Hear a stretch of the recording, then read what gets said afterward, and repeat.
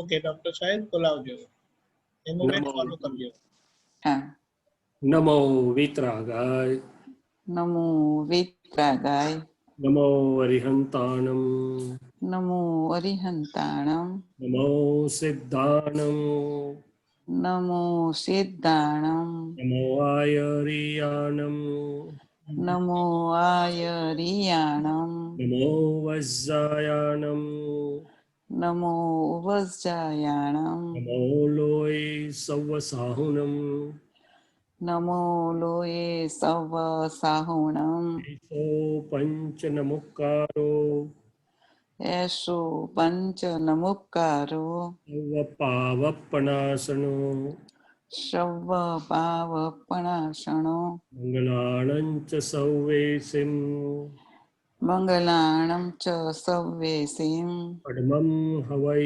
मंगलम् पडवं हवै मङ्गलम् ॐ नमो भगवते वासुदेवाय ॐ नमो भगवते वासुदेवाय ॐ नमः शिवाय ॐ नमः शिवाय जय सच्चिदानंद जय सच्चिदानंद जय सच्चिदानंद हे दादा भगवान वितराग परमात्मा हे हे दादा भगवान वितराग परमात्मा आप हमारी सौनी साथे આપ અમારી સૌની સાથે અહીં બિરાજમાન રહો અહીં વિરાજમાન રહો આપનું અખંડ નિધિધ્યાસન આપનું અખંડ નિધિધ્યાસન આપનું અખંડ સાનિધ્ય આપનું અખંડ સાનિધ્ય નિરંતર વર્તો અમને નિરંતર વર્તો હે દાદા ભગવાન હે દાદા ભગવાન અમને સૌને શુદ્ધ ઉપયોગપૂર્વક શુદ્ધ ઉપયોગપૂર્વક આપના અંતરાશય મુજબ આપના અંતર આશય મુજબ સત્સંગ સ્વાધ્યાય કરાવો સત્સંગ સ્વાધ્યાય કરાવો હું મન વચન કાયાથી હું મન વચન કાયાથી તદ્દન જુદો એવો શુદ્ધાત્મા છું તદ્દન જુદો એવો શુદ્ધાત્મા છું હું વિશુદ્ધાત્મા છું હું વિશુદ્ધાત્મા છું પરમ જ્યોતિ સ્વરૂપ સિદ્ધ ભગવાન છું હું પરમ જ્યોતિ સ્વરૂપ સિદ્ધ ભગવાન છું અનંત જ્ઞાન વાળો છું હું અનંત જ્ઞાન વાળું છું અનંત દર્શન વાળો છું હું અનંત દર્શન વાળું છું અનંત શક્તિ વાળો છું હું અનંત શક્તિ વાળો છું અનંત સુખનું ધામ છું હું અનંત સુખનું ધામ છું હું દાદા ભગવાન જેવો શુદ્ધાત્મા છું હું દાદા ભગવાન જેવો શુદ્ધાત્મા છું જ્ઞાન સ્વરૂપ છું હું વિજ્ઞાન સ્વરૂપ છું હું કેવળ જ્ઞાન સ્વરૂપ છું હું કેવળ જ્ઞાન સ્વરૂપ છું જય સચ્ચિદાનંદ જય સચ્ચિદાનંદ જય સચ્ચિદાનંદ જય સચ્ચિદાનંદ ખૂબ ખૂબ આભાર જય હેમુબેન સચ્ચિદાનંદ સત્સંગની શરૂઆત આપણે પદથી કરીએ છીએ ભરતભાઈ ગવડાવશે વિભૂતિબેન જીલ છે જય સચ્ચિદાનંદ જય સચ્ચિદાનંદ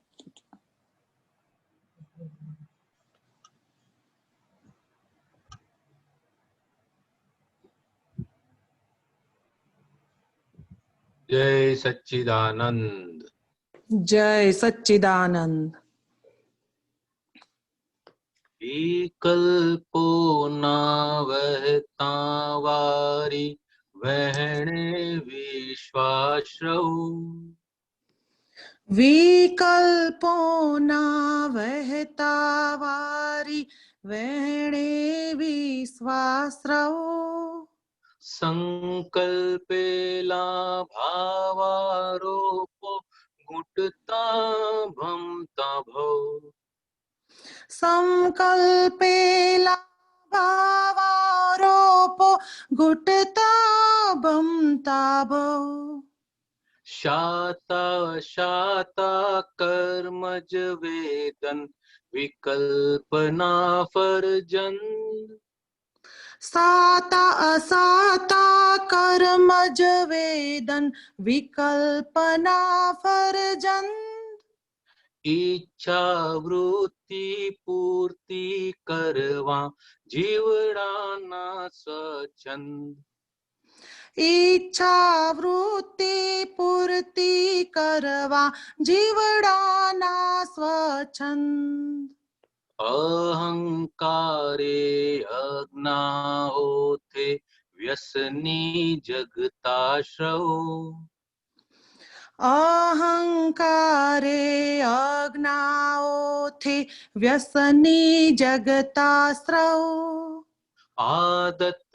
રોગો વ્યાપલ રોમે મોહક વિષયાજ્વર આદત રોગો વ્યાપલ રોમે મોહક વિષયાજ્વર ધાર્યા મુજબ સંયોગ ફળતા લાગે જીવને સુખ ધાર્યા મુજબ સંયોગ ફળતા લાગે જીવને સુખ પાપોદયમાં ભડકે બળતા દાજે અપ્રિય દુઃખ પાપોદયમાં ભડકે બળતા દાજે અપ્રિય દુઃખ જાતે ચણતલ ભ્રાંત ઇમારત અસત બેભરમો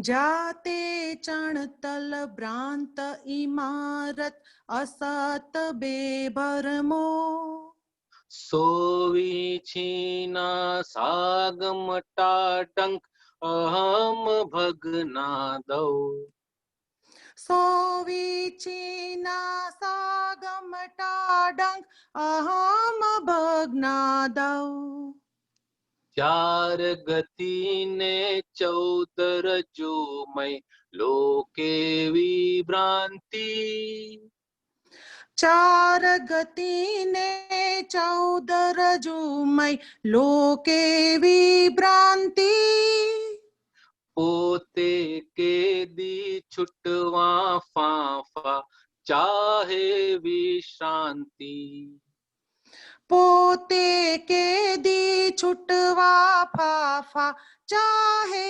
વિશ્રાંતિ પરકલ્પોની પકડ કષ્ટે વ્યતિરેકો ઉપદ્રવ પરકલ્પોની પકડ કષ્ટે વ્યતિરેકો ઉપદ્રવ કેવળ સતનું અલોકી શરણું અસંગી અપ્પા ધ્રુવ કેવળ સતનું અલોકી શરણું અસંગી અપ્પા ધ્રુવ નિમિત્તા દિન હર્ષિલ શોકિલ દુર્બુદ્ધ વિપર્યાસ નિમિત્તાધીન હર્ષિલ શોકિલ દુર્બુદ્ધ વિપર્યાસ મન શોધે છે ઠરણ સમાધાન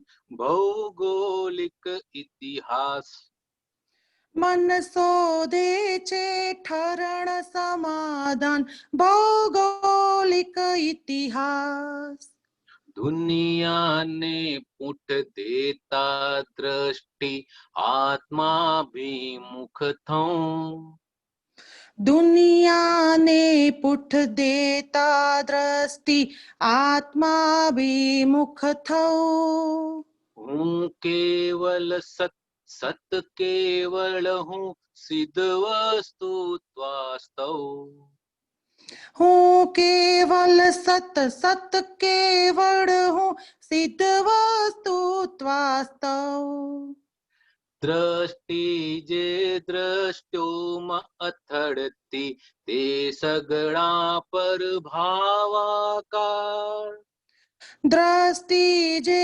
દ્રશ્યોમાં અથડતી તે સગડા પર ભાવાકાર. દ્રષ્ટિ જે દ્રશ્યોમાં અથડતી તે સગળા પર ભાવાકાર. દ્રષ્ટિ જે દ્રશ્યોમાં અથડતી તે સગડા પર ભાવાકાર.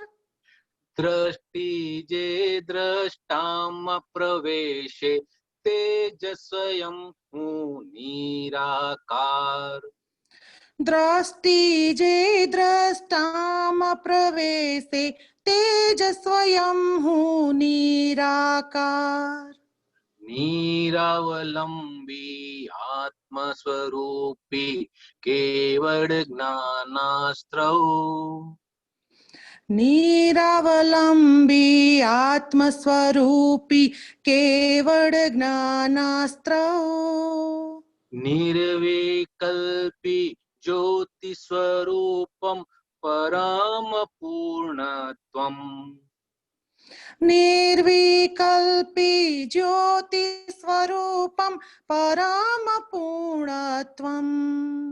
વિકલ્પો ના વહેતા વારી વહેણે વિશ્વાસૌ. વિકલ્પોના વહેતા વારી વહેણે વિશ્વાસ રહો. સંકલ્પેલા ભાવારૂપો ઘૂંટતા ભમતા ભવ. સંકલ્પેલા ભાવારોપો ઘૂંટતા ભમતા ભવ. વિકલ્પો ના વહેતા વારી વિકલ્પો. કલ્પોના વહેતા વારી વિકલ્પો પોના તાવ. જય સચ્ચિદાનંદ. જય સચ્ચિદાનંદ. જય સચ્ચિદાનંદ. બહુ ટૂંકામાં ઘણું બધું કહી દીધું. સંકલ્પ વિકલ્પ એની અસરો બહુ સરસ. દ્રષ્ટિ જે દ્રશ્યોમાં અથડાય છે એ સગળા પરભાવ છે, પોતાના નથી. બહુ સરસ. આ છેલ્લું આવે છે. દ્રષ્ટિ જે દ્રષ્ટામાં પ્રવેશે તો પછી કલ્યાણ થઈ ગયું. કરેક્ટ. બહુ સરસ. જય સચ્ચિદાનંદ. જય સચ્ચિદાનંદ ડોક્ટર સાહેબ. જય સચ્ચિદાનંદ ભરતભાઈ, વિભૂતિબેન.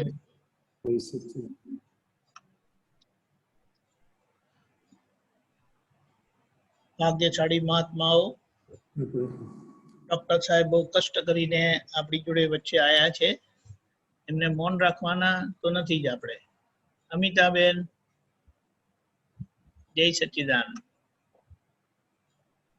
આપણે શરૂ કરીએ તે પહેલા આપણે બધા જ મહાત્માઓ સિમંદર સ્વામીની પરસદામાં આપણે એમને ભાવ વંદના કરી લઈએ અને એ કેવળ જ્ઞાની પરમાત્મા સ્વરૂપ એમની કેવળ જ્ઞાનીઓની સભા બ્રહ્માંડમાં બીજા 20 વિહરમાન તીર્થંકરો અને કેવળ જ્ઞાનીઓની સભા અને એના આશીષો સાથે અહીં આપણી દાદા ભગવાન વિતરાગ પરમાત્માની દ્રષ્ટિ પ્રાપ્ત મહાત્માઓની સભા બધાને શુદ્ધાત્મા વંદન અને પ્રાર્થના કરીને વિનય સહિત માગીએ કે હે પ્રભુ, આ અદ્ભુત વિતરાગ વિજ્ઞાન અમારામાં પણ જેમ છે તેમ પરિણમન થાય.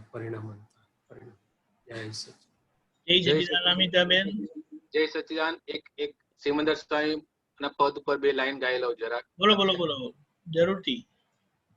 સિમંદર સ્વામી ચેતન વિહારી આપ જ છો કેવળ ત્રિકાલોપકારી. આપ જ છો કેવળ ત્રિકાલોપકારી. જય સચ્ચિદાનંદ. બહુ સરસ. જય સચ્ચિદાનંદ. અમિતાબેન. જય સચ્ચિદાનંદ. સંભળાય છે અવાજ? જય Yes. સચ્ચિદાનંદ. અવાજ સંભળાય છે. જય સચ્ચિદાનંદ. શૈલેષભાઈ, એક ક્વેશ્ચન છે. સત્સંગમાં સાંભળ્યું છે કે દાદા ભગવાને મહાત્માઓને ભય મુક્ત કર્યા છે. વોટ છે? હા, નિર્ભય ના, મહાત્માઓને ભયની ચેતવણી આપી છે, તેમજ આપતો પુત્રોને પણ ભય સ્થાનક આપ્યા છે. Thank you. આ જરા સમજાવવા કૃપા કરશો પ્લીઝ. એટલે મહાત્માઓ માટે શું ભય સ્થાનક દાદા ભગવાન કહેવા માંગે છે? જય સચ્ચિદાનંદ. આ અદ્ભુત વિતરાગ વિજ્ઞાન આખા બ્રહ્માંડમાં લોકાલોક, કવિરાજે પદમાં કેટલું સુંદર સહજ રીતે આખું વિજ્ઞાન મુકાઈ ગયું કે જે ગુહ્યતમ 10 લાખ વર્ષે ગુપ્ત વિજ્ઞાન આજે તીર્થંકરોની કૃપા પાત્ર દાદા ભગવાન થકી ખુલ્લું થઈ ગયું. એને આપણને આ જોતા કર્યા, દ્રષ્ટિ મળી છે. એટલે આમ જુઓ તો 10 લાખ વર્ષે પ્રગટ થયેલા જ્ઞાની પુરુષની પોતાની નૈમિત્તિક સત્તાથી આપણા ભ્રાંતિના આવરણ તોડીને શુદ્ધાત્મામાં બેસાડીને સાઇડ કરી ચારે બાજુથી વાડમાં સંરક્ષિત કરીને લિફ્ટમાં બેસાડ્યા. એટલે એક અપેક્ષાથી જોઈએ તો દાદા કહે છે કે હવે હાથ પગ બહાર ના કાઢો, બાકીની બધી મારી જવાબદારી છે અને તમારે મોક્ષે પરિણામ સ્વરૂપે જવાનું. પરંતુ જોડે જોડે દાદાએ કેટલીક વાતોમાં મહાત્માઓને ચેતવણી આપી કે ભાઈ આ અદ્ભુત વિજ્ઞાન 10 લાખ વર્ષે પ્રાપ્ત ખુલ્લું થયેલું અને તમે 24 તીર્થંકરોના કઈ ને કઈ નાના નાના કારણોસર અટકી રહેલા તે આ છેલ્લા અજવાળામાં બહાર નીકળી જવાના સરળતાથી. પણ સહેજ ચેતતા રહેજો. તો કે ક્યાં ચેતતા રહેવાનું કહેલું? તો કે આમ તો મહાત્માઓ બધા સંરક્ષાયેલા જ છે. હું શુદ્ધાત્મા છું, 5 આજ્ઞા પાળવી છે, વચ્ચે ઓછી પાડે પણ એની ભાવનિષ્ઠા સુંદર છે, પ્રતિક્રમણ એ કરે છે. તો પહેલી ચેતવણી દાદાજીએ આપેલી કે સ્વચ્છંદ, પણ સ્વચ્છંદ મૂળ સ્વરૂપે આપણને રહ્યો નથી. પણ કોઈ વળી પોતાની દુકાન કાઢે કે ચાલો હવે મને તો બહુ બધી સમજ પડી ગઈ, બહુ બધો ખ્યાલ આવી ગયો, હવે તો આ વિતરાગ વિજ્ઞાન મારે તો બધું પરિણમી ગયું, ચાલો હું કલ્યાણનું કાર્ય કરવા લાગુ. એટલે કે સ્વમતીથી પોતાની દુકાન નીકળે કોઈ નહીં અને પૂજાવાની કામના ઊભી થાય અંદર પૂતગલમાં. તો એક ભયસ્થાન કહેલું બહુ જૂજ લોકોને પણ હોય ખરું. બીજું ભયસ્થાન બધા મહાત્માઓને કહેલું કે આ 5મા આરાનો ભરેલો માલ છે તમારી પાસે. ભલે અમે ઘણા ખરા કર્મો ઉડાડી દીધા છે, પણ આ પ્રકૃતિની અંદર જે નિકાલ કરવાના બાકી રહ્યા એ 5મા આરાનો માલ છે. અને 5મા આરાનો માલ ક્યારે છેતરી જાય એટલે દાદા કહેતા કે પ્રકૃતિ પર નજર રાખજો, એનો ભરોસો ના કરાય. અને એમાંય જો અણનો વિષય ઉભો થાય તો દાદા કે છે ત્યાં અમારું વિજ્ઞાન પણ કામ નહીં કરે. એટલે બહુ મોટું ચેતવણી દાદા. અને પોતાની હાજરીમાં કહેલું કે જેને આવું કંઈ હોય તો અમારી પાસે આલોચના કરી દેજો, અમે બધું અમારું ચોખ્ખું કરી દઈશું, પણ હવે ફરી આમાં ના આવતા. જો તો અક્રમ વિજ્ઞાનને ઉડાડી મેળશે કે છે. એટલે મોટામાં મોટું ભયસ્થાન બીજું આ બતાડેલું. બાકી તો બીજા કોઈ ખાસ ભયસ્થાન અક્રમમાં રહેતા નથી, કારણ કે હું શુદ્ધાત્મા છું અને આ શૈલેષનો માલ એ ફ્યુઝ કાઢી લીધેલો પાવર વગરનો ડિસ્ચાર્જ થતો માલ. પાવર વગરનો એટલે ડિસ્ચાર્જ પાવર છે, એની પાસે નવો ચાર્જ પાવર નથી. એવું ખાલી થતો ભાગ છે. ખાલી તમે આપણે હું શુદ્ધાત્મામાં બેસી રહીએ, દાદા દાદા કરીએ, 5 આજ્ઞા પાડવાની થોડી કોશિશ કરીએ તો સંપૂર્ણ રીતે સંરક્ષાયેલા છીએ. પરંતુ આ એક ભયસ્થાન અણહકના વિષય સંબંધીનું છે. અણહકની લક્ષ્મીનું ભયસ્થાન ખરું, પણ એને માટે આટલી મોટી ચેતવણી નથી આપી. પણ અને બીજી આ પૂજાવાની કામના, એટલે કે પોતાની દુકાન ઊભી કરીને પોતાની મતીએ પછી આગળનો માર્ગ કંડારે તો પછી ખબર ના પડે. અહીંયા જરાક અંતર દેખાય, આગળ જતા બહુ મોટું થઈ જાય. એટલે વિતરાગ માર્ગ એટલે રાજચંદ્ર કહેલું પૂઠે પૂઠે વહ્યા જજો. શું કરજો? પૂઠે એમ કહ્યું છે એમ ચાલ્યા જજો. એમાં તમારું દોડ દાપણ કરવા જશે. હવે ખરેખર તો દોડ દાપણ કરનારો દાદાએ કાઢી નાખ્યો છે. દોડ દાપણ એવું રહ્યું નથી, છતાં પણ આ પાંચમા આરાને લીધે આવા અમુક સ્થાન મારી સમજ પ્રમાણે દાદાએ કહેલા. અને બાકી દરેકને જે પુણ્યશાળી હતા, જે જગત કલ્યાણમાં કંઈક નિમિત્ત બને એવા હતા, દાદાને નજીક રહેવાનો જેને કંઈ સ્કોપ મળ્યો સેવાનો કે જગત કલ્યાણ કે બીજો કંઈ નિમિત્ત, એના માટે દાદાની પર્સનલ ચેતવણી નીકળી ગયેલી હોય છે. એના માલને તે દરેકની પોતાની અંગત છે. શું છે કે ભાઈ આ માલ સામે ચેતતા રહેજો. અમારા એને એ પ્રગતિ માટે ખરેખર તો એમનું વહેણ નીકળે એટલે ઓપરેશન થઈ ગયું, પેલો માણસનું મહાપુણ્ય જાગ્યું કે દાદાનું તમારા ચારિત્ર મોહ માટે વહેણ નીકળે, બાકી નીકળે જ નહીં. દાદા કહેતા કે અમારો તો એક મિનિટ એટલી કિંમતી છે કે એક મિનિટમાં કેટલાય લોકો, કલાકમાં કેટલાય જીવોને મોક્ષનું દાન આપી શકીએ. અમે તમારો દર્શન મોહ કાઢી આપીએ, ચારિત્ર મોહમાં હાથ નાખીએ નહીં. પણ જે બહુ પુણ્યશાળી નિમિત્તો સેવાના અને કલ્યાણના, એના ચારિત્ર મોહમાં દાદાનો વહેણ નીકળી ગયેલા.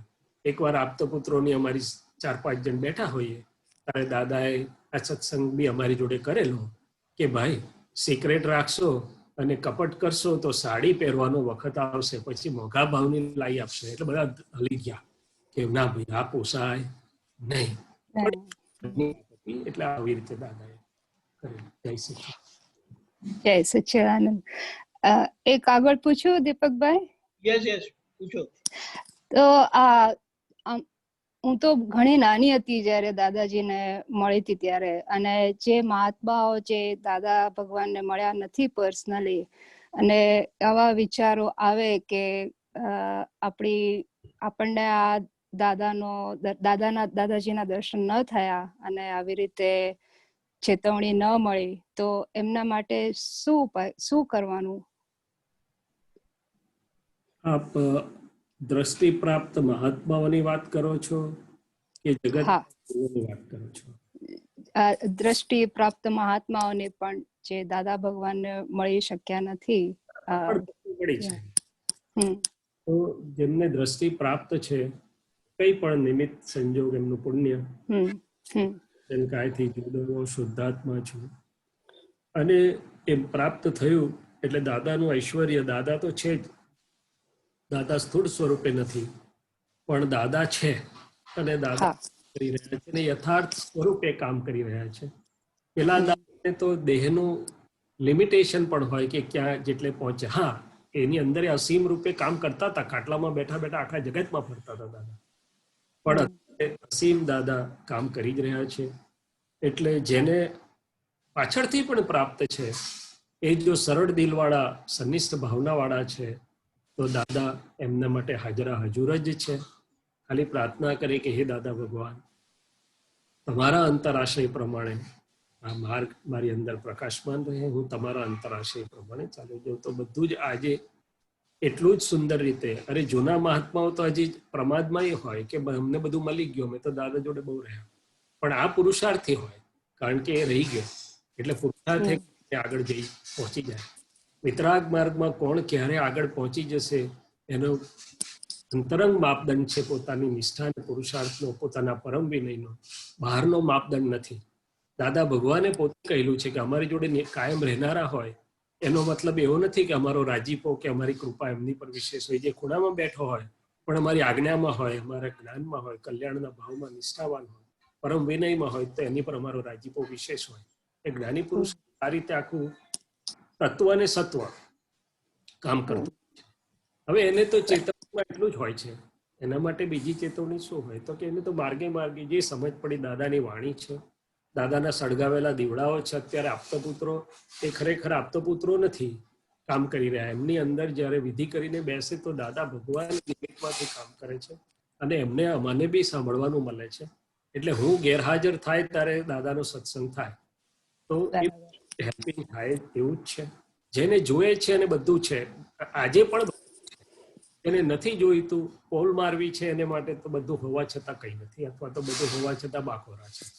એટલે પોતે નક્કી કરવું ઘટે. દાદા કહે છે કે હવે મને આ માંડ માંડ મળ્યું છે, આ દુઃખમાંથી છોડાવનારું પરમ સુખનું શીતળતાનું ઝરણું, તો હવે મારે પોલ પોસાય નહીં, મારી પોતાની ગરબડ પોસાય નહીં. અંદર નક્કી કરે, બહુ મોટી ચેતવાનું અંદર જ ભયસ્થાન મોટામાં મોટું અંદર છે કે મારી પોલ ક્યાં છે, મારી ગરબડ ક્યાં છે, મારી લાલચો ક્યાં છે. મોટું ભયસ્થાન છે. લાલચને પણ દાદાએ બહુ મોટું ભયસ્થાન કહ્યું છે. અને પછી પ્રાર્થના કરે. બાકી એમને માટે ભયસ્થાન બીજું કશું નથી. એમને એક જ વસ્તુ રાખવાની છે કે રાજચંદ્રે કહ્યું હતું કે હું મતમાં નથી, પંથમાં નથી, સંપ્રદાયમાં નથી, ભેદમાં નથી, હું આત્મામાં છું.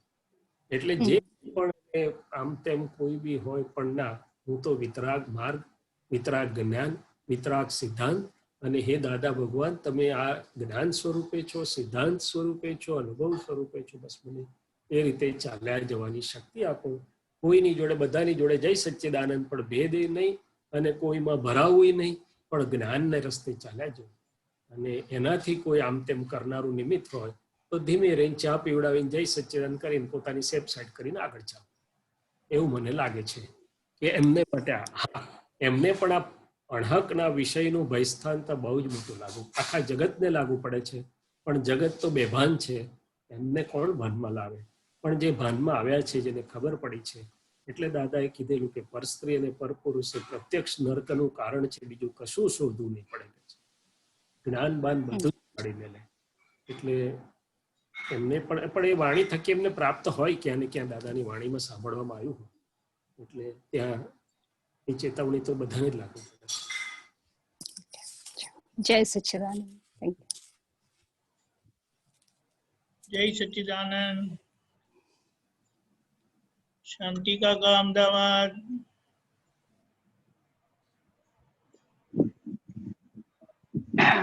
જય સચ્ચિદાનંદ.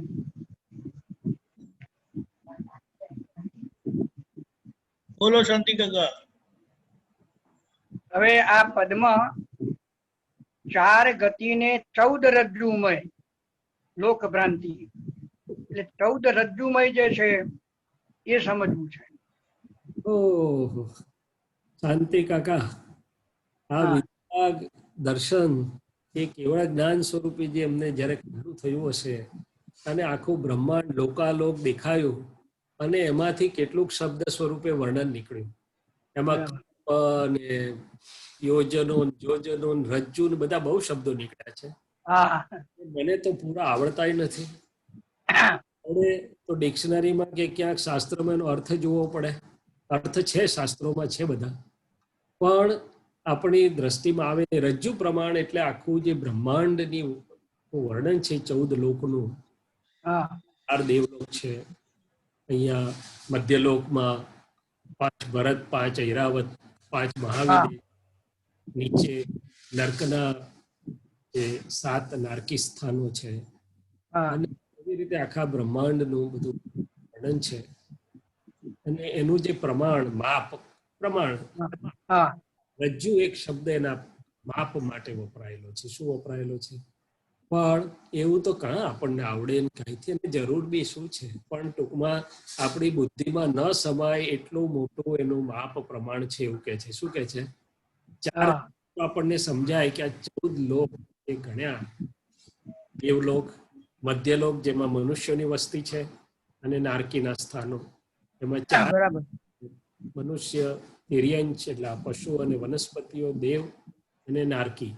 એ 4 ગતિ ને 14 રજ્જુ એટલે આખું બ્રહ્માંડનો લોક ભાગ. લોક ભાગ જેમાં જીવ સૃષ્ટિ છે એવો ભાગ. એનું માપ કેટલું? તો કે 14 રજ્જુ જેટલા વિસ્તારમાં એ ફેલાય. પણ હવે રજ્જુ કોને સમજ પડશે? જવા દો ને હવે વાત. આપણે ઇતિહાસ, ભૂમિતિમાં એલ્જીબ્રા, જ્યોમેટ્રી આજની આટલું પહોંચેવી નથી. એટલે ટૂંકમાં ખૂબ વિશાળ વિશાળ વિશાળ વિશાળ છે.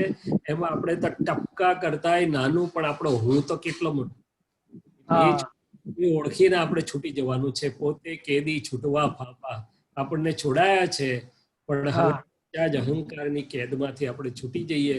આપણે મૂળ ભ્રાંતિમાંથી છૂટી ગયા, પણ આપણે રોંગ બિલીફોનો સ્ટોક જે પ્રકૃતિ પાસે છે હજી આપણી, એમાં એની અસરોમાંથી નીકળી જઈએ તો બહુ થઈ ગયું. આ બહુ અદ્ભુત વિજ્ઞાન પદ આખું કવિરાજથી લખાઈ ગયું છે. અમે ખૂબ ભાવના છે અમારી, અમે વ્યક્ત કરેલી કે આવા એક એક પદ લઈ અને એને આપણે વિભાજન કરીએ, લોકભોગ્ય, લોકોને સમજાય, પછી મિડલ, પછી આગળ, અને નાની નાની એની સમજ મૂકીને જો લોકોમાં મોકલીએ તો લોકોને ખૂબ સમજાય. બાકી આ દ્રષ્ટિ પામેલા મહાત્માઓને માંડ માંડ સમજાય તો જગતને તો એનો અક્ષરે સમજાય નહીં. ના સમજાય. બરાબર એને સમજાવવું પડે કે શું બરાબર. જય સચ્ચિદાનંદ. આપણે તો આપણા પુરુષાર્થની યાત્રા માંડીએ એટલું બરાબર સ્ટેશન આવે ને આપોઆપ બધું દેખાય. શું દેખાય? બરાબર. હા પહેલી વાર લંડન જતા હોઈએ, ગમે એટલું દેખાડે, વિડીયો દેખાડે, આમ દેખાડે, કેટલું સમજ પડે. તો લંડન પહોંચીએ તારો ઓહો હો, ત્યારે ખબર પડે સાચી. એટલે કે આપણું દર્શન એટલું વિશુદ્ધ થાય, આપણી એટલી દશા ખુલ્લી થઈ જાય, ઉઘાડી થાય, નિરાવરણ થતી જાય, આપ મેળે બધું દેખાશે. શું દેખાશે?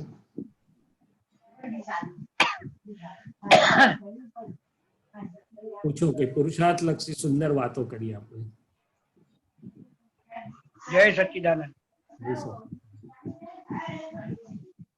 બાકી વિકલ્પોના વહેતા વારી હવે એક શબ્દમાં બ્રહ્માંડનું રહસ્ય ખુલ્લું કરી નાખે છે. શું કરી નાખે છે? રહસ્ય ખુલ્લું કરી નાખે. ચાર ગતિ, જળ અને ચેતન, ભૂગલ અને આત્મા અને આખું વિજ્ઞાનની જે ધરી વિકલ્પોમાં વારી એટલે પાણી. તમને તો બહુ સારી રીતે સમજાય. પાણીની જેમ કહે. હા, ખેડો બરોબર નતો કર્યો તો વારી પારકાના ખેતરમાં જતું રહ્યું કે છે, પડોશી ખેતરમાં, આપણા ખેતરમાં.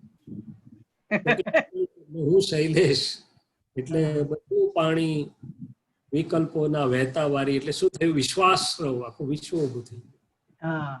વિશ્વાસ રહો. વિકલ્પ એટલે મારું. અને પછી જયારે જ્ઞાનીએ છોડાયા તો ઓહો ખોટો થઈ ગયો. જય સચ્ચિદાનંદ. જય સચ્ચિદાનંદ. સ્વામીબેન. જય સચ્ચિદાનંદ સ્વામીજી.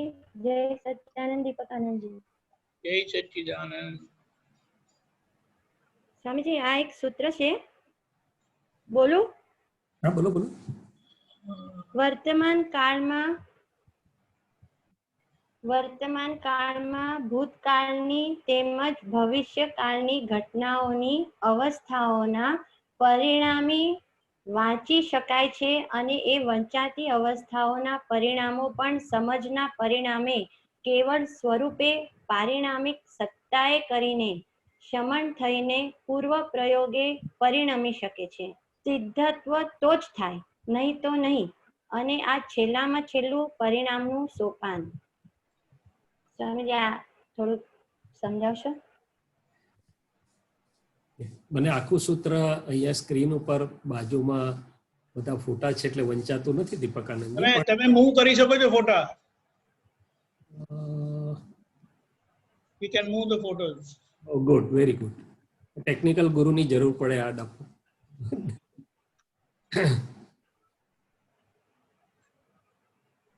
એટલે અઘરા શબ્દોને આપણે સહેલા કરીએ.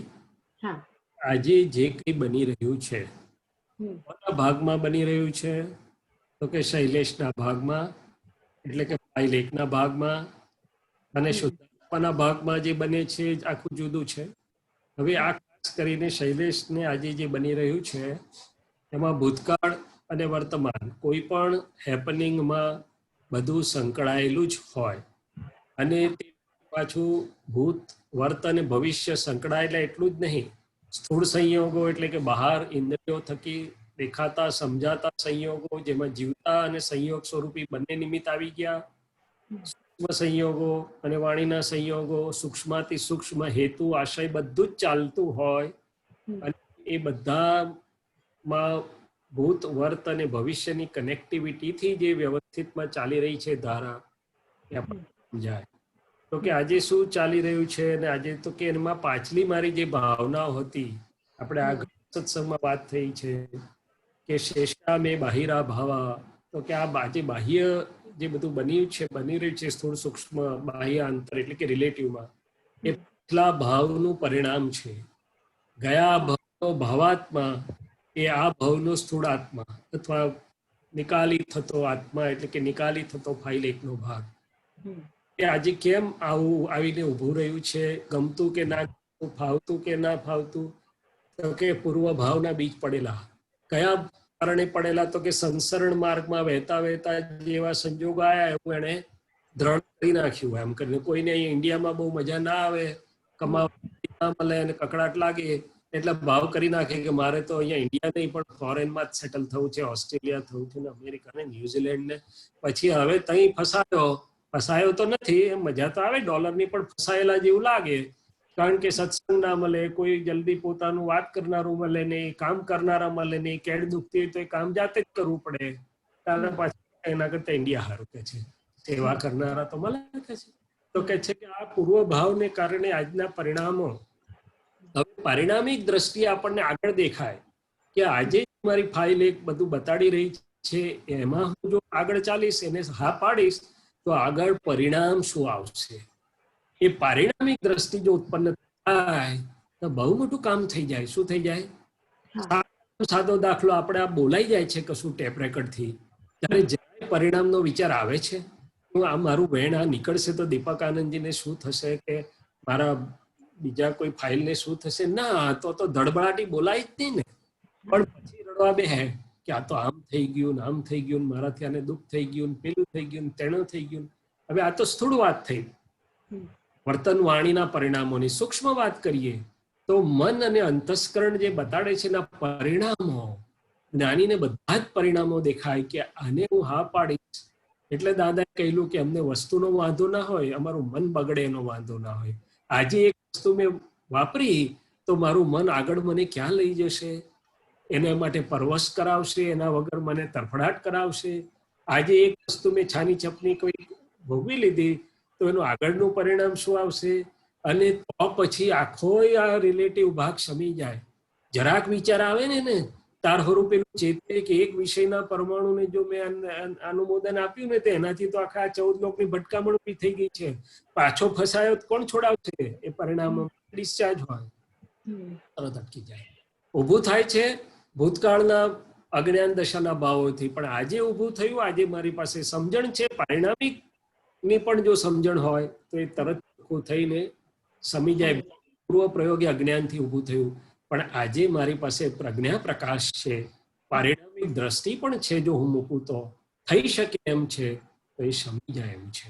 એટલે દાદા બહુ પ્રકારે સમજાવ્યું છે કે અત્યારે રૂપાળું રીંગણું લાગતું હોય અને રેશમી ચાદરે વીટેલું બધું એને ભાલું લાગે, પણ કે 10 વર્ષે તો બધી કરચલી પડેલી કેરી જેવું થઈ જવાનું, અને થશે ને અહીં પડું નીકળશે ને તહીં પડું નીકળશે, તાર ગમશે કે છે?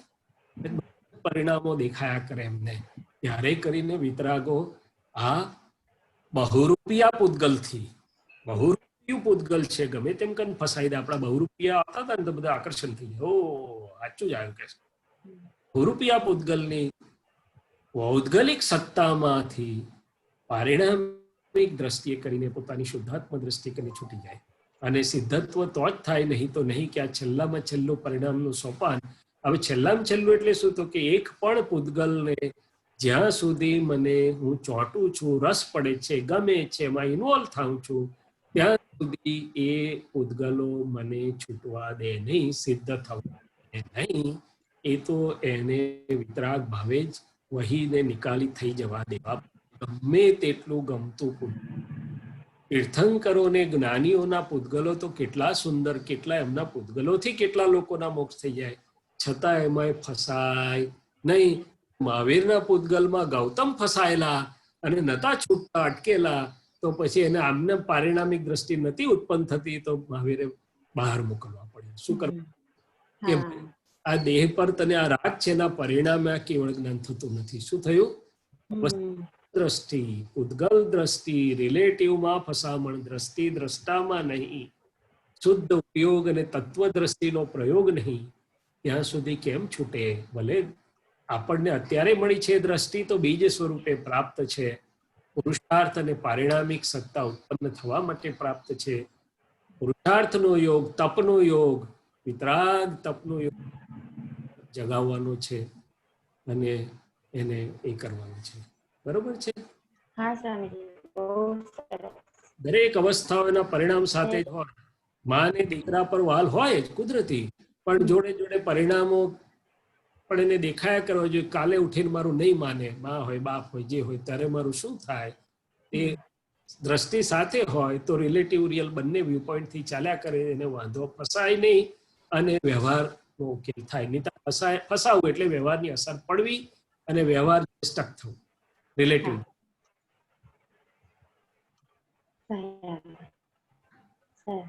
બહુ અઘરું સૂત્ર પૂછેલું એટલે મને ખબર નથી પાસ થવા જેટલા માર્ક આયા કે નહીં, પણ વિતરાગ ના બહુ જ સરસ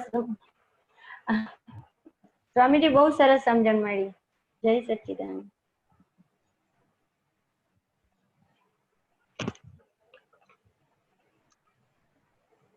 જય સચ્ચિદાનંદ. ઓકે, અમિતાબેન અનમ્યુટ કરજો. હા, જય સચ્ચિદાનંદ. ફેબ્રુઆરી 2011 અક્રમ વિજ્ઞાનના અંકમાં પેજ 27 દીપકભાઈને મેં મોકલાવ્યો છે ફોટો. આમાં સંયમ પર વાત છે. શું થાય છે એ જોયા કરવામાં ચૂકે તેને અસંયમ કહેવાય. શું થાય છે એ જોયા જ કરે એ છેલ્લામાં છેલ્લો સંયમ. આ જ્ઞાનીઓને સંયમ કહેવાય. તો ક્વેશ્ચન છે કે આપણા દરરોજના વ્યવહારમાં આપણે સવારે પ્રાર્થના મૂકીને દિવસ ચાલુ કરીએ ત્યારે મહાત્માઓ માટે શું પુરુષાર્થ હોવો જોઈએ કે આપણે આ સંયમ પર ધ્યાન રાખીએ અને જાગૃતિ રહે એના માટે. આ જે સૂત્ર અને દાદા ભગવાને જે વાત કરી એ વિતરાગોની ભાષાની છેલ્લી વાત કરી કે હું મન વચન કાયાથી જુદો એવો શુદ્ધ આત્મા જ છું. પ્રકૃતિનો એક પણ ગુણ કે પરિણામ મારામાં નથી. મારો શુદ્ધ ચૈતન્યનો એક પણ ગુણ કે પરિણામ પ્રકૃતિમાં નથી. બંને જુદા જ હતા, જુદા જ છીએ, જુદા જ રહીશું. એટલે કે આખો દિવસ દરમિયાન આ નામધારી ફાઇલ એકના જેટલા પણ પરિણામો, ખાસ કરીને અંતર પરિણામો, બહાર તો બને જ છે પણ પહેલા અંતરમાં બને છે, એમાં ઘણી જગ્યા હું ભેગો થઈ જાઉં એવું મને લાગે છે. તો હું મારામાં શુદ્ધાત્મા સ્વભાવે જોનારો જાણનારો નથી રહી શકતો એવું જે ભાષે છે, અથવા તો જે પુરુષાર્થમાં કચાશ છે, જે તપમાં કચાશ છે. તપ એટલે શૈલેષના પરિણામને મારા ન માનવાને એમાં ભેગા ન થવું, તો ત્યાં અસંયમ થાય છે. હવે દ્રષ્ટિએ કરીને પ્રતીતિએ કરીને તો સંયમમાં મૂક્યા આપણને, પણ લક્ષ્ય કરીને, પુરુષાર્થે કરીને, જાગૃતિએ કરીને, પ્રયોગે કરીને અને આપણા તપે કરીને આપણે સંયમ એટલે કે શુદ્ધ ઉપયોગ, શુદ્ધાત્મામાં રહીએ એ મૂળ સંયમ. હવે એનું પરિણામ શું અને થર્મોમીટર શું? તો કે જો હું શુદ્ધાત્મામાં આવીશ, કોઈ પણ અવસ્થામાં તરત જાગૃત થઈશ, તો બધાને અનુભવ છે કે એ મશીન ધડબડ થતું હોય ને હમણાં બોમ્બ ફૂટે એવું નીકળવાનું ને વર્તન આમ તેમ અસંયમ. હવે બીજો સંયમ વિતરાગોએ શાને કહેલું? તો કે કશાયોના સંયમને સંયમ કહેવાય છે. ક્રોધ, માન, માયા, લોભનો સંયમ અને વિષયને ત્યાગ કહેવાય છે. હવે મૂળ સ્વરૂપે તો આપણને ક્રોધમાન માયા લોભ ઉડાડ્યા જ્ઞાની પુરુષે. હું શુદ્ધાત્મા છું પણ ડિસ્ચાર્જ રહ્યા, એટલે એ સેકન્ડરી થર્મોમીટર સ્વરૂપે કામ કરે છે કે જો હું શુદ્ધાત્મામાં જાગૃત છું, જો શૈલેષને જોનારો છું, તો શૈલેષનું તરત શમન થઈ જાય. એટલે કે દુઃખદાયી વાણી કોઈને નીકળતી હોય તો તરત વાળી જશે. કોઈના માટે આવડું તરત અતિક્રમણનો ભાગ ક્યાં તો અંદર ને અંદર જ ચોખ્ખો થઈ જશે, બહાર સુધી સ્થૂળ સુધી આવે નહીં, અને કદાચ આવે તો તરત વળી જાય ને તરત પાછું ચોખ્ખું થઈ જાય. એટલે કે વ્યવહાર સંયમ પરિણમશે. જો હું નિશ્ચય સંયમમાં છું, શુદ્ધાત્મા સંયમમાં છું, જો મારા પ્રજ્ઞાના પક્ષમાં સિન્સિયર છું, તો પછી પ્રજ્ઞા પણ જાગૃત હશે અને તરત શૈલેષને ચેતવશે. એટલે આમાં આવ્યું ને કે સંયમ પરિણામ એટલે આત્મ પરિણામ અને પૂતગલ પરિણામ બંને જુદા રહે. મેં એ જ વાત કરી કે આ શૈલેષના પરિણામ એટલે કે પ્રકૃતિ એટલે કે મન વચન કાય એટલે કે ખાસ તો અંતસ્કરણ અને વાણીના પરિણામો, અને મારા હું શુદ્ધાત્મા છું, મારા પોતાના સ્વભાવ પરિણામો જોનારો જાણનારો છું. એટલે શૈલેષ ગરબડ ઊભી થવાની હોય તરત મને ચેતવશે હું શુદ્ધાત્મા છું. પ્રજ્ઞા તરત એને જોશે અને તરત કરેક્શન પણ કરાવશે.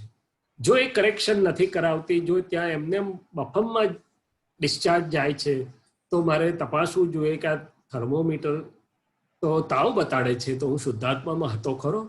અને બધાને અનુભવ છે કે જ્યારે ચૂકાય છે ત્યારે જ આ બધું જેમ તેમ નીકળી જાય છે અને પછી પ્રતિક્રમણો તો કરવા જ પડે છે. એટલે શું થાય છે જોયા કરવામાં ચૂકે એને અસંયમ કહેવાય. શું થાય છે જોયા જ કરે છેલ્લામાં છેલ્લો સંયમ. બરોબર છે. એ તો ક્યાં સુધી પહોંચે કે શૈલેષ થી થઈ ગયું તો પણ હું જાણનારો, ને સવડો રહ્યો સીધો રહ્યો તોય જાણનારો, ને અવળો થયો તોય જાણનારો.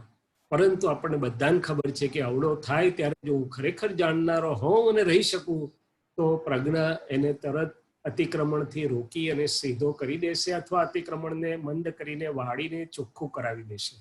એટલે બંને સાથે સાથે જાય છે. ભલે નિશ્ચયની વાતમાં આમ છે, પણ એને વ્યવહાર શુદ્ધિ જોડે જોડાયેલું છે.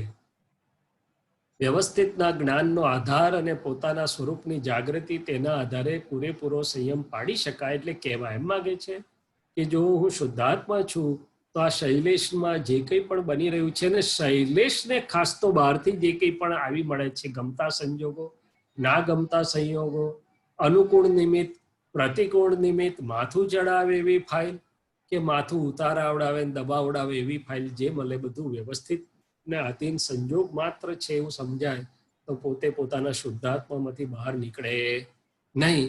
પણ એટલું બધું આપણને રહેતું નથી. પણ આપણે પુરુષાર્થ માંડવા જેવો કરો. હવે તમે કીધું કે શું પુરુષાર્થ કરે મહાત્મા? સવારે નક્કી કરે છે, પણ સવારનું નક્કી કરેલું એકલું ચાલતું નથી. આપણે પાસ કરીને તો નીકળ્યા, પણ લંચ ટાઈમ થાય એટલે પાછી ભૂખ તો લાગે ને, એટલે ખાવું પડે. એવી રીતે આ વચ્ચે વચ્ચે આપણે શુદ્ધાત્મામાં જઈ અને પાછું રિચાર્જ કરવું પડે, અને તપાસવું પડે, આગું પાછું થઈ ગયું હોય તો સરખું કરવું પડે, અને સાંજ પડે જોઈ લેવું પડે કે ક્યાં ક્યાં ચુકાઈ ગયું છે. હે દાદા ભગવાન, હવે ફરી ના ચુકાવી શક્તિ આપો. આમ કરતા કરતા આ નામધારીની પ્રકૃતિમાં એવો કયો માલ ક્યારે ઉદયમાં આવે છે કે જે ચુકાઈ દે છે, એની પર નજર પડે, અને એવા નિમિત્તો પર પણ નજર પડે. ત્યાં પછી બધું ચોખ્ખું કરી નાખે જ્ઞાને કરીને. ફરી એ સંજોગ અને કે અંદરના કે બહારના પરિણામ એને હલાવે નહીં અથવા ચૂકવાવડાવે નહીં. એટલે આ રીતે ગોઠવણી, વચ્ચે વચ્ચે પાછું જઈને રિચાર્જ કરવું. આપણા ફોને રિચાર્જ કરવા પડે છે હવે તો દિવસમાં. ઘણા તો પાવર બેંકને રાખવી પડે છે કે ભાઈ આ એપ્લિકેશન વધે છે, પાવર ખલાસ થઈ ગયો. તો શુદ્ધાત્માની બેંકમાં એવું જ છે. અને સાંજ કોઈ ટાઈમ મળે ત્યારે રિવ્યુ, રીએસેસ, અને જ્યાં ચૂકી જવાય છે ત્યાં સામાયિક પ્રતિક્રમણના પ્રયોગ મૂકીને ચોખ્ખું કરી દઈએ તો પછી એ સહજ સ્વરૂપે રહે, અને સંયમ કોઈ ચાહે તો પણ આપણને અસંયમ કરાવી શકે નહીં. બરાબર. જય સચ્ચિદાનંદ. દીપકભાઈ, ઇફ ટાઈમ પરમિટ, આમાં નીચે જે છે ને પર પરિણામમાં પેસવાથી, કેન આઈ પ્લીઝ આસ્ક એમાંથી એક? પર પરિણામમાં પેસવાથી એમાં જે ત્રીજું સેન્ટેન્સ છે, પર પરિણામમાં નરી મૂંઝવણ જ છે, એમાં જવાનું જ નહીં, પર પરિણામને જોવાના. એટલે આ તો આ ગોઠવણી જાગૃતિની વાત છે. પણ મારો ક્વેશ્ચન એ છે કે દિવસ દરમિયાનના વ્યવહારમાં જે બોલાઈ જવાય છે અને આપણે જાણીએ છીએ તે પણ એક જાગૃતિ કહેવાય, પણ એ પણ પર પરિણામમાં આવે કે અહીંયા વસ્તુ બરાબર નથી મૂકી, કે પાર્કિંગ અહીંયા બરાબર નથી કર્યું, કે રિપોર્ટ બરાબર નથી કર્યો, તો એ રિલેટિવમાં છે, પણ એ પણ પર પરિણામ જ કહેવાય ને. અને એમાં શું પુરુષાર્થ કરવાનો? એટલે શૈલેષ કે અમિતાબેન આખો દિવસ જે કંઈ પણ બધું એનું ચાલ્યા કરે છે, વ્યવસ્થિત ને અધીન ચાલે છે ફાઇલ એક, પણ એ બધા જ પર પરિણામ, પૂતગલ દ્રવ્યના પરિણામ છે. ચેતન દ્રવ્ય ઉપર આવ્યું છે, એટલે કે મારા શુદ્ધાત્માના પરિણામ નથી. એટલે કે શુદ્ધાત્મા સ્વરૂપે હું કેવળ જ્ઞાન સ્વરૂપ છું. કેવળ જ્ઞાયક સ્વભાવ છે. અરીસા જેવું વર્ણન કર્યું, વિતરાગો અરીસા જેવું. એમાં બધું જડક્યા દેખાયા કરે. એમાં જે કંઈ પણ દેખાઈ રહ્યું છે બધું જ પ્રકૃતિના ભાગનું છે. સવડું અવડું, સારું ખોટું, વોટ એવર ઇટ ઇઝ, એ રિલેટિવ છે. હું રિયલ શુદ્ધાત્મા છું. તો કે જાગૃતિ શું રાખવાની? તો કે શૈલેષભાઈ કે અમિતાબેન આખો દિવસ એમના ભાગમાં જે આવ્યું એનો સંભાવથી નિકાલ સ્વરૂપે કર્યા કરે. હું શુદ્ધાત્મા એને જાણ્યા કરું. એમાં શૈલેષભાઈ મૂંઝાય તોય જાણું, શૈલેષભાઈ ના મૂંઝાયા હોય તોય જાણું, ક્યાં મૂંઝાય છે તે જાણું, ક્યાં અસર પડે છે તે જાણું. અને અસરનું વિજ્ઞાને સમજાય કે જ્યાં શૈલેષભાઈથી કંઈ બીજાને દુઃખ થાય એવું થઈ જાય ત્યાં પહેલી એને અસર પડશે, જ્યાં બીજાને કંઈક અતિક્રમણ સ્વરૂપ કંઈક થઈ જાય અંદર કે બહાર, ત્યાં તરત એને, એ બધો પૂતગલનો જ ભાગ છે, પરંતુ પ્રજ્ઞા એને કરેક્ટ તે પ્રયોગે દેખાશે આપણા જ્ઞાનમાં. એટલે રિલેટિવ, તદ્દન રિલેટિવ છે, પરપરિણામ છે એ દેખાશે. મારા સ્વપરિણામ પણ શુદ્ધાત્માના જ્ઞાયક સ્વભાવ દેખાશે. અને બેની વચ્ચે ચાલી રહેલો જે પ્રયોગ છે અંતરાત્માના ભાગમાં, એ પ્રજ્ઞા એને ચેતવે છે, કેટલીક વાર તરત ચોખ્ખું કરે છે, કેટલીક વાર આળસ કરે છે, કેટલીક વાર નથી, વાર લાગે છે, એ બધું જ મને દેખાયા કરે. એને હું મારું માનું નહીં, પ્રયોગને પ્રયોગ સ્વરૂપે જાણું અને પ્રયોગમાં પ્રજ્ઞાને સપોર્ટ કર્યા કરું કે જેથી કરીને પ્રજ્ઞા એને પરિણામોને ચોખ્ખા કર્યા કરે, પણ એને મારા ના માનું. એટલે દાદા ભગવાને એમની હાજરીમાં બંને વાત કરેલી છે. એક બાજુ વ્યવહાર શુદ્ધિની વાત કરી કે 500 દોષો દેખાય, 500 પ્રતિક્રમણ થાય, એટલી સુંદર જાગૃતિ ઊભી થાય. બીજી બાજુ આ પણ વાત કરી કે આ ફાઇલ એકથી કંઈ પણ થઈ જાય, કંઈ પણ થઈ જાય. એટલે એક મહાત્માએ પૂછ્યું કે દાદા અમારાથી કોઈને આમ થઈ ગયું, કંઈ પણ ફાઇલ એકથી થઈ જાય, પણ હું શુદ્ધ આત્મા જ છું અને એ મારું નથી, એમાં શંકા ના પડવી જોઈએ. એટલે કે એ પર પરિણામને, પ્રકૃતિના પરિણામોને, એ તમે કીધું ને એવા તો બધા આખો દિવસ એની તો ઘટમાળ ચાલુ જ હોય. ફિલ્મ જો સ્ક્રીન ઉપર પિક્ચર ચાલે નહીં તો જ્ઞાતા જુએ શું? થિયેટરમાં બ્લેકઆઉટ થઈ જાય તો લોકો બૂમો પાડતા હતા આપણે જયારે થિયેટરોમાં જતા હતા ત્યારે. એટલે કે આ અંતસ્કરણની ફિલ્મ, વાણીની ફિલ્મ, અંતસ્કરણની ફિલ્મ આખો દિવસ પર પરિણામની ચાલુ જ હોય. પરંતુ હું શુદ્ધાત્મા સ્વભાવે નિરંતર જાગ્રત નથી રહી શકતો. ઘણા ખરા પરિણામમાં તો હું ભળી જાઉં કે આ પાર્કિંગ બરોબર નથી કર્યું તો આપણે એની જોડે ચાલીએ, એને વાત કરું, બોલાવું, આમ કરું, બીજી વખત આમ ના કર, ફલાણું કર. અલે આપણે કોનું એને કરવા દે ને ફાઇલ એક ને, હું શુદ્ધાત્મા છું, જુઓ ને કે કેટલો ઊંચો થાય છે, કેટલો નીચો થાય છે, શું થાય છે, શું નહીં. એટલે અમે જાત્રાએ જતા ત્યારે પ્રયોગ કે હવે આપણે વિજ્ઞાન સ્વરૂપે સ્થિર થઈ જાવ શુદ્ધાત્મામાં, વ્યવસ્થિત શક્તિ શું કરાવડાવે, જોયા જ કરો, હાથ ગાલવાનું નહીં અંદર. એટલે એકવાર જાત્રાએ જતા અમદાવાદની બસ જોડે ભેગા થવાનું હતું, વડોદરાની બસ, ત્યાં એક પોઈન્ટ પર ઉભા રહેવાનું નક્કી કરેલું. 45 મિનિટ થઈ ગઈ, પણ બધા ચૂપચાપ શુદ્ધાત્મામાં બેસીને જોયા કરે, પોતાની ફાઇલ એક ઊંચી નીચી થાય તેને જુએ, શું પેલો એક જણ કોઓર્ડિનેટર કરે છે, પૂછે, બધું જ જોયા જ કરે કે આપણે હવે શુદ્ધાત્મા ચૂકવું નથી, કારણ કે આપણી જાત્રા આ વિજ્ઞાન કોઈ આપણી જાત્રા છે, શું બન્યું તે નથી. 45 મિનિટના અંતે ખબર પડી કે પેલી વસ્તુ જતી રહી છે આગળ, તો કઈ વાંધો નહીં આગળ, પણ હાલવાનું પર પરિણામ હાલે કે ના હાલે, અને આપણે હું શુદ્ધાત્મા છું, પર પરિણામને પણ હાલવા નથી દીધા બધા વ્યવસ્થિત, ચાલો આ જ જાત્રા કે. એટલે આવી રીતે પ્રયોગમાં મૂકે જેટલું મુકાય એટલું, તો એને આ સ્થિરતા વધતી જાય. જય સચ્ચિદાનંદ. જય સચ્ચિદાનંદ. બધા જ પરિણામ, આખો સંસાર એટલે કે રિલેટિવ ભાગ એ પર પરિણામી ભાગ છે. જય સચ્ચિદાનંદ.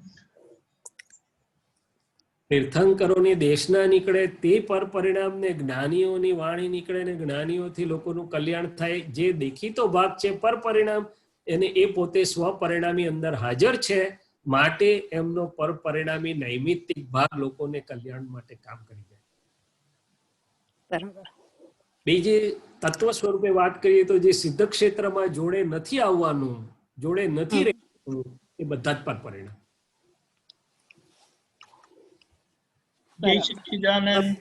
સિદ્ધ ક્ષેત્રમાં મારી જોડે શું છે? સ્વભાવ પરિણામ.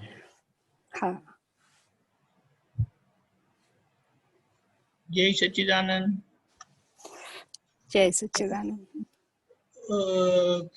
અમિતાબેન, તમે આ પદ માટે કીધું હતું તો લાઈવ શૈલેષભાઈ, આપે જરા કીધું કે આ પદ પર સત્સંગ, એટલે મારી પાસે હતું ક્વેશ્ચન, તો પૂછી લઉં છું. કવિરાજનું પદ છે ઉપકાર કરુણા સાગરનો, એમાં એક સ્ટાન્ઝા છે, આ ફર્સ્ટ સ્ટાન્ઝા, કશાયોના હથિયાર મૂકી દીધા હેઠા, મન પણ ઉગામ્યું નથી અહિંસક બેઠા. એટલે એવું સમજાય છે કે હું અમિતા છું એ જ મોટામાં મોટો કશાય છે કરીને, એટલે કરતા થઈ જઈએ છે. તો આ જે સ્ટાન્ઝા આપણે દરરોજના વ્યવહારમાં કેવી રીતે ઇમ્પ્લિમેન્ટ કરી શકીએ, કેવી રીતે સમજી શકીએ, એ જરા એક્સપ્લેન કરશો પ્લીઝ? બહુ સુંદર વાત છે. નિશ્ચય નિર્ણયથી શુદ્ધાત્મા છું એ તો આપણે પ્રાપ્ત અને એમાં પુરુષાર્થ કરીને આપણો બધાનો પુરુષાર્થ છે. હું અમિતા કે હું શૈલેષ છું, છૂટી ગયું છે એ આપણને ખબર છે, જે કશાયોની મૂળિયું હતું. પણ હવે આ અહીંયા કઈ વાત કરે છે તો કે જ્ઞાની પુરુષનો અદ્ભુત શુદ્ધ થયેલો વ્યવહાર. આપણા બધા જોઈશું, શુદ્ધાત્મા તો બધાની પાસે છે, આપણી છીએ, પણ અત્યારે જો કોઈ શૈલેષ જોડે અમુક જાતનો વ્યવહાર કરે તો શૈલેષનાથી શું થાય તો કે માનની સામે માનથી જવાબ અપાઈ જાય, લોભની સામે લોભથી જવાબ અપાઈ જાય. એટલે કે કોઈ બહુ તડફડ હડફડ કરતો હોય તો શૈલેષ એકવાર તો કહી દે કે એટલે ઠેકાણે રહીને તારી ઓકાત તો જો, અથવા અંદર એવું થાય તો કે માન અપમાનની સામે અહીંયા માન અપમાનનો કંઈક ભાવ ઉભો થઈ જાય. બહુ કોઈ વધારે પૈસાનું પેલું કરતું હોય ને ખેંચવાનું કે મિસયુઝ કરવાનો પ્રયત્ન કરતો હોય તો શૈલેષનામાં પેલું ઊભો થઈ જાય, ઝીણવટ કે લોભ કે જે કોઈ. એટલે કે આપણે બધા ભલે ચાર્જ કશાય કાઢી લીધા, પણ આપણા ડિસ્ચાર્જ કશાયો ક્યાંક ને ક્યાંક હજી ડોકું કાઢે છે. વ્યવહાર એટલે કશાયોથી કશાયનો જવાબ. સંસારની વ્યવહાર કેવો છે તો કે કશાયોથી કશાયનો જવાબ આપે છે. જ્ઞાનીઓ વ્યવહાર કેવો છે? ગમે તેટલા કશાય વાળું નિમિત્ત આવ્યું, ભરપૂર કશાયો ઉછળતા હોય, જ્ઞાનીઓ હથિયાર હોવા છતાં કશાયનું એટલે કે એટેકનું એક પણ હથિયાર ઉપાડતા નથી, સંયમમાં જ રહે. એક વખત દાદા ભગવાન ગાંધીનગર પાસે એક સંતે એમને બોલાવડાયા, સ્ટેજ પર બેસાડાયા અને પછી 2 કલાક સુધી બધા જ મહાત્માઓ અને એમના શિષ્યોની વચ્ચે ખૂબ કટાક્ષ અમને દાદા ભગવાનની રીલ ઉતારી. હવે આવું હોય જાને શું થાય તો કે ગમે તેવો હોય પણ એમ થાય કે હવે ચાલો ઉઠીને બસ બહુ થયું, ચાલો જઈશ, હાથ જોડીને બહાર. દાદા ભગવાન એટલે કે અંબાલાલ મુરજીભાઈ પટેલ જ્ઞાની તરીકે પણ હસતા જ રહ્યા 2 કલાક, કાંઈ પણ ફેરફાર નહીં. કશાયનો જવાબ જરા પણ કશાય ઉગામ્યો નથી, મન પણ ઉગામ્યું નથી, અહિંસક બેઠા.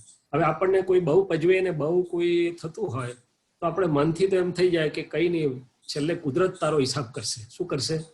હવે કુદરત હિસાબ કરશે એટલે એક જાતનું આપણે એટેક થઈ ગયો મનથી. શું થઈ ગયો? આપણે અંદર એમ થયું કે આને પાઠ મળે. શું મળે? હવે મહાત્મા છીએ એટલે આપણે અંદર રોકાઈ જઈએ છીએ કે હું પાઠ ભણાવીશ તને. એમાંય પાછો કોઈ શુરવીર હોય તો કે કઈ વાંધો નહીં યાર, દાદા ભગવાને કહ્યું છે કે લાકડી રાખવાની, કે છે પછી પ્રતિક્રમણ કરી લઈશ. તો ટેકના કશાયો, પ્રત્યાઘાતના કશાયો ઉભા થઈ જાય આપણને. શું થાય? જ્યારે જ્ઞાની પુરુષોનું બહુ સુંદર છે કે ગમે તેવું આવે એમને રિએક્શન નથી, પ્રત્યાઘાત નથી, કશાય નથી, મનથી પણ સંપૂર્ણ અહિંસક છે.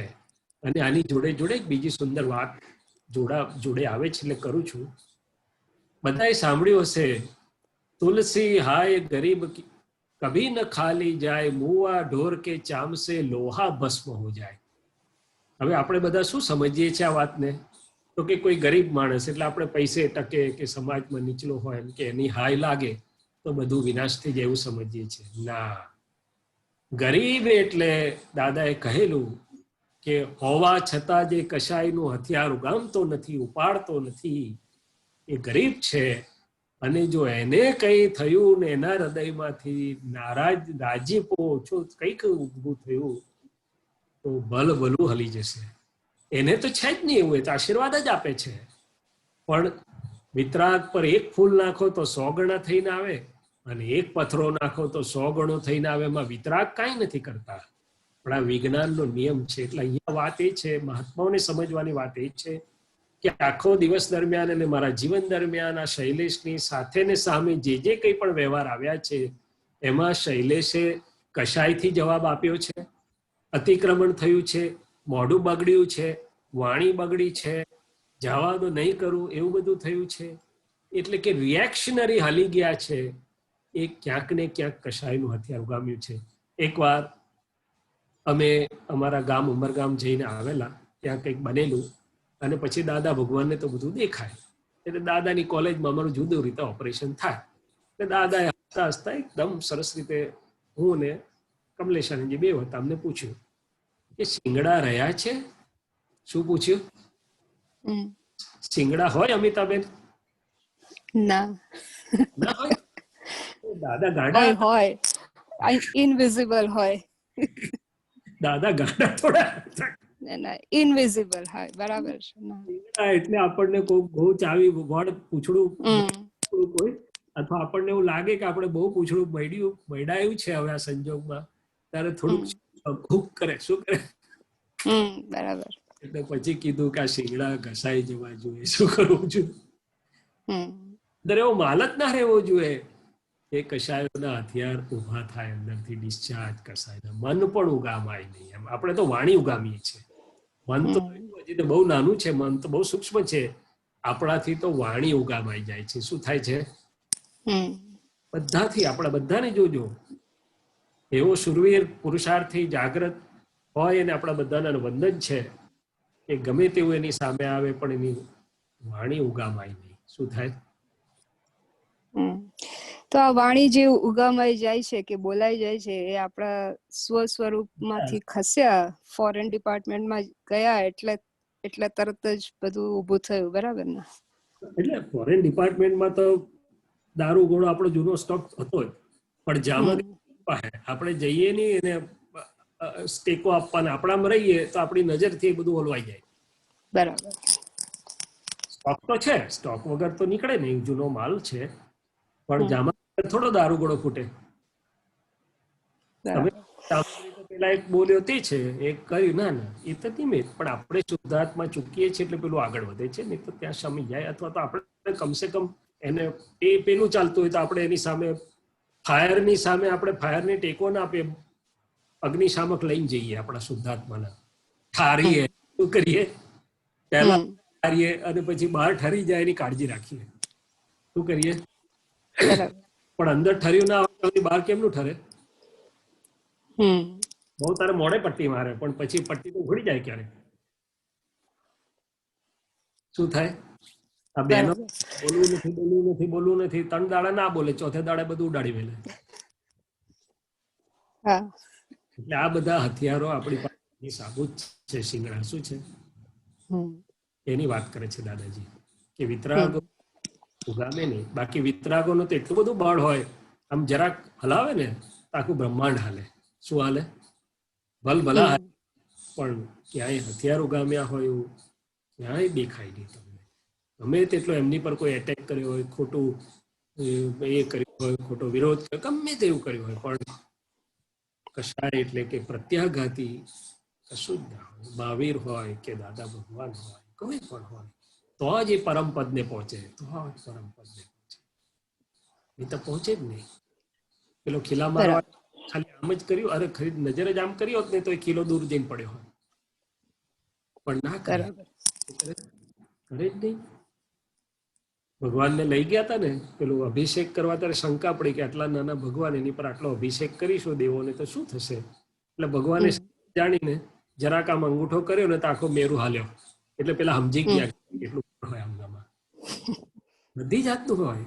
નજર કરે તો એ બધું કેટલું થઈ જાય, પણ કશાય ઉગામ્યો નથી. ગૌશાલકની સામે ઉગામ્યો નથી. જો નજર જ કરત તો એની રેશિયા તો ક્યાંય દૂર જતી રહે.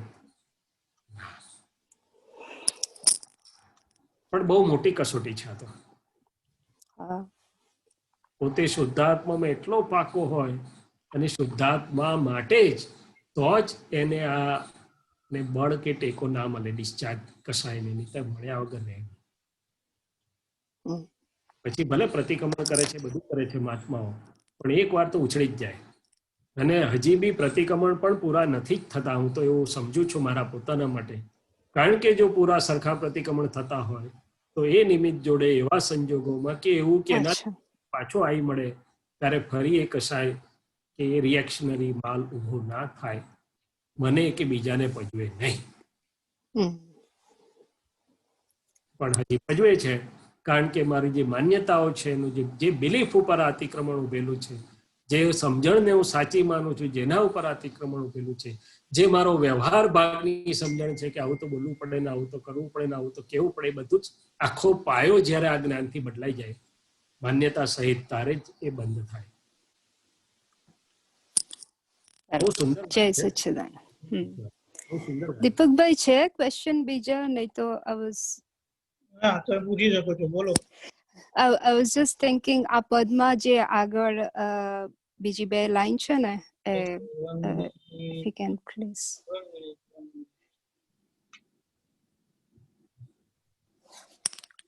આપણે તો ધીરજપૂર્વક બીજાની વાતે સાંભળી શકતા નથી.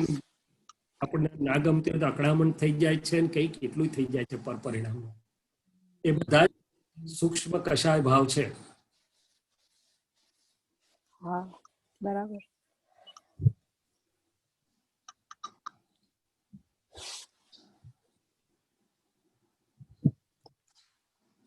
છેલ્લે આપણે એવું કહી દઈએ કે તમને આટલી વાર કહ્યું, 5 વાર કહ્યું, એની જ કર્યા કરજો, હવે બંધ થઈ જાવ, માથું દુખ્યું કહેશે મારા જેવું કહી દે છેલ્લે. આજે આ પદ પર જ આપણે જરાક આગળ વાત કરીએ તો બીજે બે સ્ટેન્ઝા છે એમાં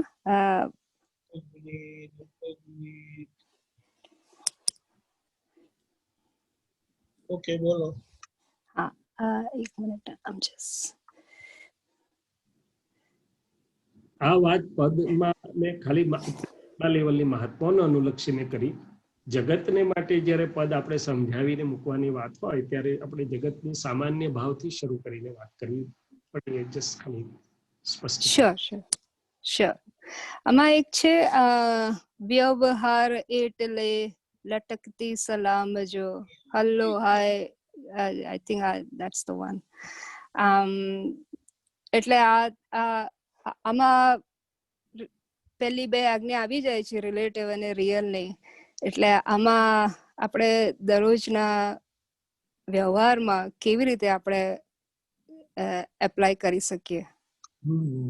આપણા બધાની પરીક્ષા છે કે આપણે હું શુદ્ધાત્મા છું, રિલેટિવ છે, એટલે શૈલેષનો અંદર અને બહારનો બધો વ્યવહાર રિલેટિવ છે, એવું બધું આપણે બોલીએ છીએ, સમજીએ છીએ. પણ આખો દિવસ દરમિયાન અથવા જીવન દરમિયાન વ્યવહાર કેટલી બધી અસર કરી રહ્યો છે.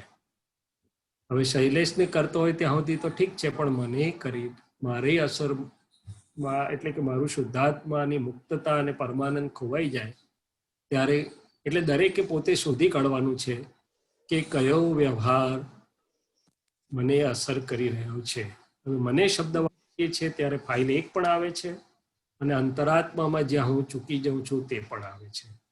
જો વ્યવહારમાં લટકતી સલામ એટલે કે વ્યવહાર, દાદાએ 2 શબ્દ વાપરેલા, બહુ સુંદર વૈજ્ઞાનિક શબ્દો છે. સુપરફ્લુઅસ રહેજો અને વ્યવહાર નિકાલી છે. શું કહ્યું હતું? સુપરફ્લુઅસ રહેતો હોય તો કયો વ્યવહાર મને એટલી બધી અસર કરે? કંઈ નુકસાન થઈ ગયું, પૈસા વપરાઈ ગયા, કોઈ મને ના ગણકાર્યું, કોઈ મને ના પૂછ્યું, કંઈ બીજું થઈ ગયું, બગડી ગયું, તૂટી ગયું, ફૂટી ગયું. કયો વ્યવહાર શૈલેષને કદાચ અસર થાય પણ મને કયો વ્યવહાર અસર કરે?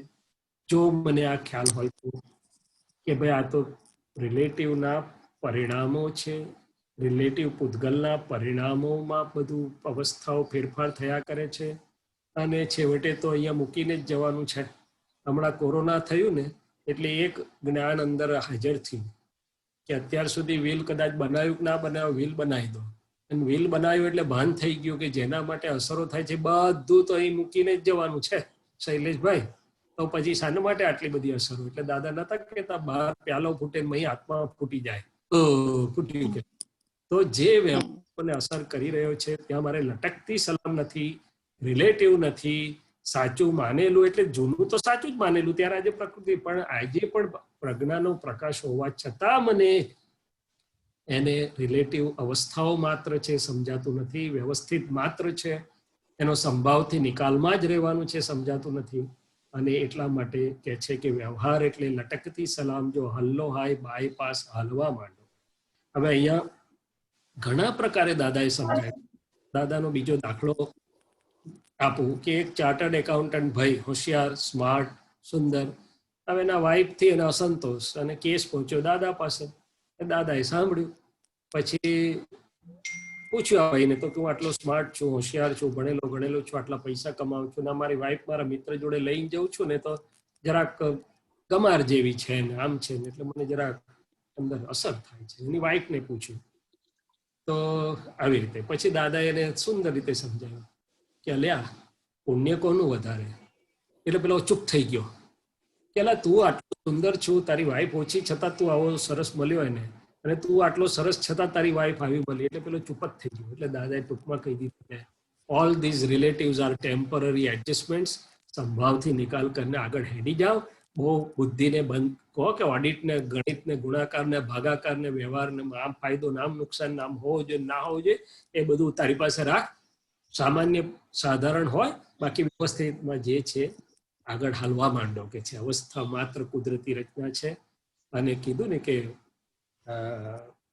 સ્મૃતિ રહિત એટલે કે અવસ્થાઓમાંથી પસાર થઈ ગયા અને આ યાદ ના, એટલે આપણે સમજવું કે આ સંભાવથી નિકાલ થઈ ગયો, ચોટી નહીં, બાકી તો એ અવસ્થા પછી ચોટી પડે, એટલે પાછું પ્રતિક પડે. એટલે હલ્લો હાય બાયપાસ, હાલવા માંડો. આત્મસ્થ નિશ્ચયાત્મે મુક્તા વર્ણી નિકાલી જ સમભાવ યજ્ઞ આપણો. એટલે અવસ્થા તો નિકાલ વ્યવસ્થિત કરાઈ જ રહ્યું છે. આપણે ફક્ત શુદ્ધાત્મામાં રહીએ ને સંભાવી રહીએ કે જે છે તે શૈલેષ તારું છે, તારી રીલ તું જોયા કર, મજેથી જોયા કર. એટલે પણ આપણને કરવા દેતું નથી, કારણ કે અંદર દખલ કર્યા જ કરે કે આવું ના હોવું જોઈએ, આવું હોવું જોઈએ, આને આમ ના કરવું જોઈએ, આને આમ કરવું જોઈએ, આના માટે મેં આટલું બધું કર્યું પણ છેવટે તો એને આવું જ કર્યું એમ કરીને એવું બધું બોલ. અંદર ફી વગરના વકીલો છે. શું છે? ફી એ લેતા નથી, રાત હાજર થઈ જાય છે, વગર બોલાવીએ હાજર થઈ જાય છે. ત્યાં આપણે આપણા પક્ષના પ્રજ્ઞાના વકીલને હાજર રાખવું પડે. ખાલી શું કરવું પડે? આવા વ્યવહારમાં દયા, નીતિ, પ્રામાણિકતા, ઓબ્લાઇજિંગ નેચર, અનુકંપા, લાગણી, ત્યાં આબરૂ સદ્ધર. ભલે વ્યવહાર રિલેટિવ છે, ભલે વ્યવહારમાં સુપરફ્લુઅસ રહેવાનું છે, પણ એ વ્યવહારમાં ઠંડીમાં ચાદર ક્યારે ઓઢવા મળશે અને ઠંડીમાં ચાદર ક્યારે નહીં મળે? તો કે દયા, નીતિ, પ્રામાણિકતા, ઓબ્લાઇજિંગ એ બધા પૂતગલિક શક્તિ આપનારા ગુણો હશે તો journey will be smooth and good. આબરૂ પણ સરસ રહેશે અને બધા ગ્રીન સિગ્નલ સારી રીતે આપશે. અને જો અવળું હશે તો ભલે રિલેટિવ છે પણ અટકાવનારા મળશે, ટિકિટો આપનારા મળશે અને આબરૂ નહીં હોય, એટલે મુશ્કેલીઓ પડશે રિલેટિવમાં. એટલું કહેવા માંગે છે. જય સચ્ચિદાનંદ. અને પાછું એનો થર્મોમીટર પ્રમાણે એક જ કે જ્યાં આપણને આવું નથી રહેતું ત્યાં પ્રયોગમાં મૂકીને જોવાનું કે હે દાદા ભગવાન, મને જે વ્યવહારો વધુ સ્પર્શી જાય છે, વધુ અસરો કરી જાય છે, જોવા જાણવાની અને વિજ્ઞાનથી ઉકેલવાની શક્તિ આપો.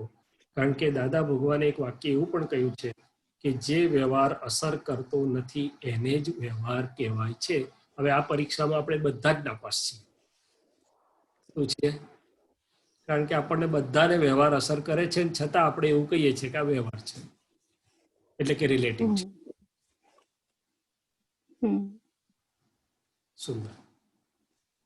આપણે દાદાની દ્રષ્ટિથી પુરુષાર્થને સમજીને, એમના અંતરાશયોને સમજીને આપણે એ પુરુષાર્થ ઉભો થાય, દર્શન, પ્રજ્ઞા અને પુરુષાર્થ, એ માટે આ બધું સ્વાધ્યાય પ્રાર્થના છે આપણે.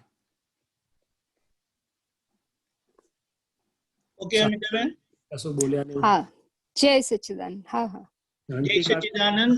અંત કેમ થઈ ગયા? જય સચ્ચિદાનંદ. ડોક્ટર સાહેબ, આપણો સમય થઈ ગયો છે. ત્રિમંત્ર બોલાવો. અમિતાબેન, તમે ફોલો કરજો. હા. નમો વિતરાગાય, નમો વિતરાગાય, નમો અરિહંતાણમ, નમો અરિહંતાણમ, નમો સિદ્ધાણમ, નમો સિદ્ધાણમ, નમો આયર્યાણમ, નમો આયરિયાણમ, નમો વજ્જાયાણમ, નમો વજ્જાયાણમ, નમો લોહે સવ સાહુણમ, નમો લોએ સૌ સાહુણમ, એસો પંચન મુક્કારો, એસો પંચન મુખારો, પાવપનાસનો, સૌ પાવપણાસણો, મલાણંચ સૌવેસેમ, મંગલાણમ ચ સૌવેસેમ, હવૈ મંગલમ, પડમમ હવૈ મંગલમ. નમો ભગવતે વાસુદેવાય. ઓમ નમો ભગવતે વાસુદેવાય. ઓમ નમઃ શિવાય. ઓમ નમઃ શિવાય. જય સચ્ચિદાનંદ. જય સચ્ચિદાનંદ.